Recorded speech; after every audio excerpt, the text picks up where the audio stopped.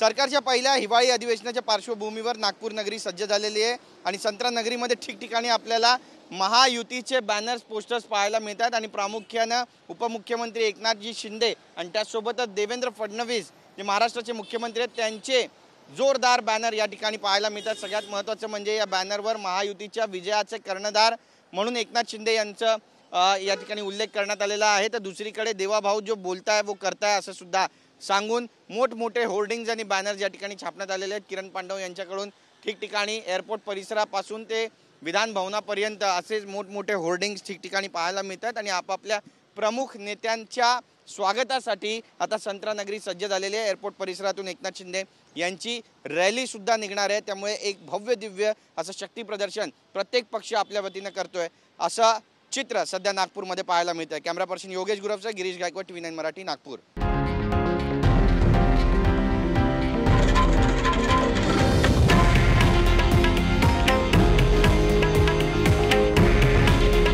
हे आहे देशातील नंबर 1 न्यूज नेटवर्क आणि आपण पाहत आहात TV9 मराठी। काळजी तुमची, हित महाराष्ट्राचं।